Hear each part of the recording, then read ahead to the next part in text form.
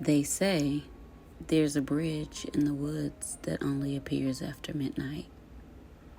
It's not on any map. You won't find signs for it or a trail to follow. It's not for everyone. Only those carrying invisible grief ever stumble across it.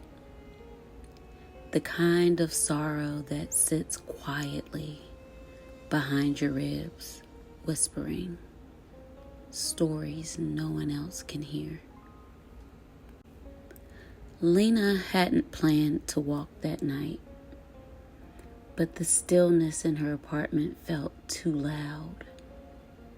So she pulled on a sweater, stepped outside, and followed the soft hush of the wind through the trees. Her feet moved without thinking, down winding streets, past sleeping houses, into the arms of the forest.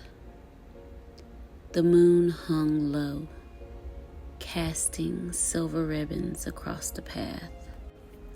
The air smelled like damp moss and faraway rain. It was the kind of night where magic felt possible. And then she saw it.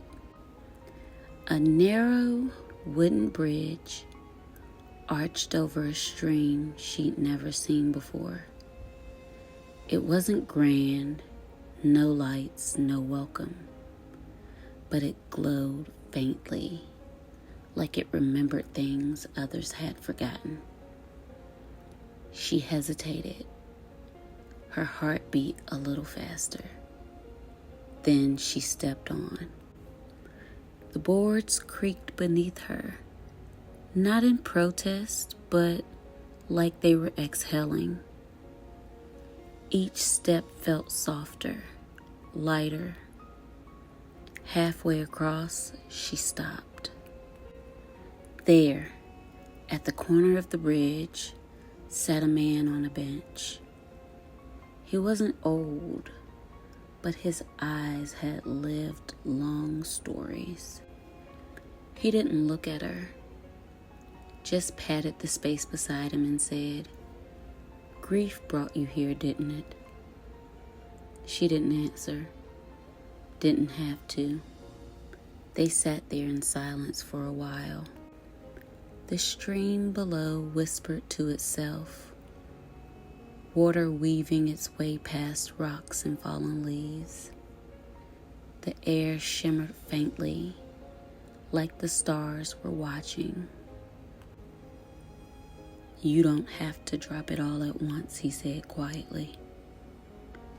"Just loosen your grip a little." Her eyes stung, not from the pain, but from the relief of being seen.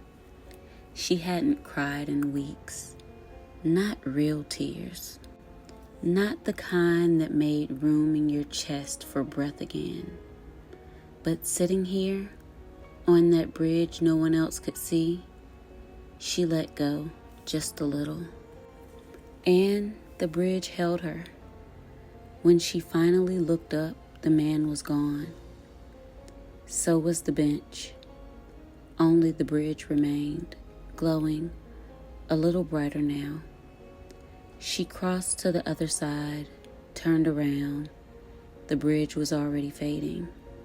She walked home slowly. The grief was still there, but quieter now. Less like a storm, more like a river. Still moving, still real, but no longer drowning her. They say the bridge only appears after midnight, only for those who carry sorrow that's too soft to shout. It doesn't offer answers. It doesn't ease the ache, but sometimes it gives you a place to sit, to breathe, to let go just enough to keep going.